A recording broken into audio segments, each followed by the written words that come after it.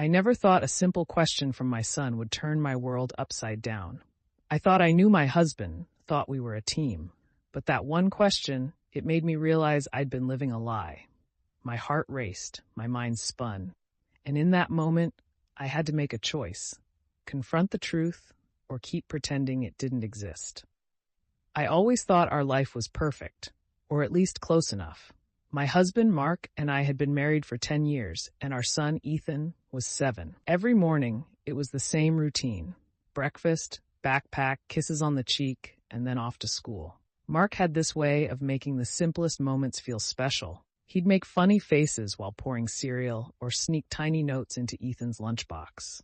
I thought it was the perfect family life. But sometimes perfection is just a mask. Ethan had always been curious. A little too curious sometimes, but I loved that about him. He would ask endless questions. Why the sky is blue, why birds don't fall from the sky, why people do things that don't make sense. And I would answer, patiently, trying to teach him to think, to question, never realizing that one question would unravel everything. We had our flaws, of course. Mark sometimes came home late, claiming work. I didn't think much of it. He was ambitious, after all. We argued occasionally, mostly about bills or chores, but nothing that seemed serious. Life was predictable, comfortable, and I liked it that way. The weekends were our little sacred time. Family breakfasts, trips to the park, or just movie nights on the couch.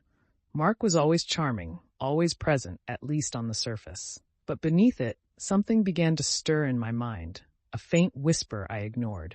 Sometimes I would notice his distracted eyes, or a phone he'd hide quickly. I told myself I was imagining it, but deep down, I had the tiniest inkling that all was not as it seemed. It was a Sunday morning. Ethan was sitting at the breakfast table, quietly stirring his cereal. I was sipping my coffee, scrolling through my phone, and Mark was reading the newspaper. Suddenly, Ethan looked up, his brow furrowed, and asked a question I wasn't expecting. "Mom, why doesn't Daddy ever answer my questions about where he goes?" I froze. My mind raced. I had never noticed Ethan feeling ignored. Or maybe I had, but I had brushed it off. But the look in his eyes was piercing, innocent yet accusing. He wanted an answer. I didn't know what to say. I tried to deflect it. "Oh, honey, Daddy's busy with work," I said, trying to sound casual. But Ethan didn't accept it. "But Mommy, why does he go out every night? He never tells me anything," he pressed. Something inside me shifted. I realized I didn't know the answer either. And for the first time in years, a cold sense of unease washed over me. I watched him push his cereal around, waiting for an explanation I couldn't give. And then I noticed Mark glance up, a little too quickly, his expression changing. Something was off. I tried to brush it off, laughed softly and said, "Ethan, sometimes adults have things to do, and that's okay." But Ethan's frown lingered. That day I started noticing subtle signs, missing receipts, unexplained phone calls, the smell of a different cologne on his jacket. It all seemed to be pointing to something I didn't want to see. Over the next few days, the unease didn't leave me. Mark started coming home later, always with a new excuse. His phone was always on silent or tucked away. And Ethan, now more than ever, was watching him closely. "Mom, why does Daddy hide things from me?" he would ask. And my heart broke a little more each time. I tried to convince myself I was overreacting. Maybe Mark was just stressed with work, I told myself. But deep down, I knew something was off. I started paying attention to small inconsistencies. Late-night texts, sudden errands, whispers on the phone that abruptly ended when I entered the room. My curiosity turned into worry, and worry turned into suspicion. Late one night, I found a message on Mark's phone, not meant for me, and my stomach dropped. I read it, my hands trembling, my heart racing. The message hinted at a secret life I couldn't have imagined. I couldn't sleep.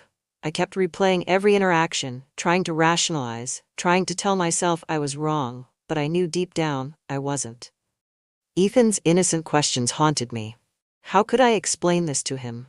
How could I protect him from a truth I wasn't ready to face myself?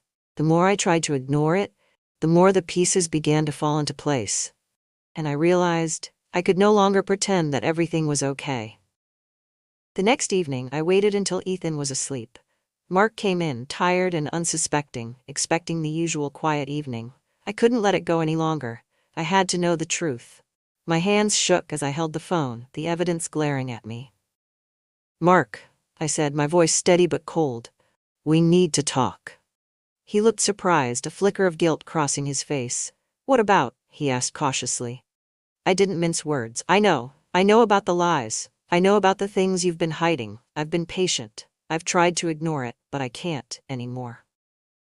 His expression changed, panic setting in. He tried to deflect, to apologize, to explain, but every word felt rehearsed, hollow. And then the truth spilled out. The lies, the secrets, everything that I never thought I'd hear from the man I married. I felt my world collapse, but at the same time, I felt a strange sense of clarity.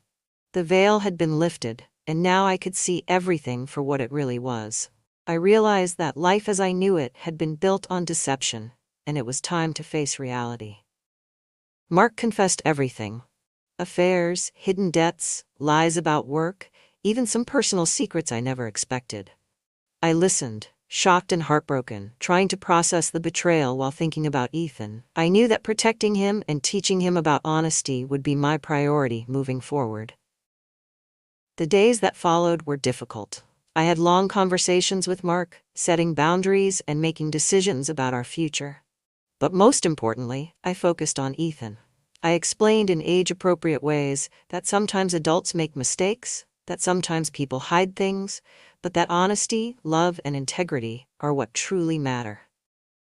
I watched Ethan slowly understand that, even in difficult situations, he could rely on me. And I realized that my son's question, the one that seemed so innocent, had given me the courage to face the truth and reclaim my life. Mark and I are working through what comes next, cautiously and carefully. And while our relationship may never be the same, I know one thing. I will always listen to Ethan. I will always protect him, and I will always honor the truth. Sometimes, it takes the curiosity of a child to reveal the secrets adults try to hide. And while the truth can hurt, it can also set you free. Ethan's question didn't just expose a lie, it gave me the strength to see clearly, to choose honesty, and to ensure that my family, above all, is grounded in truth and love. So if you're a parent listening to this, remember, your children notice more than you think. Their questions may seem small, but sometimes they carry the power to change everything. And maybe, just maybe, that's exactly what you need to finally see the truth.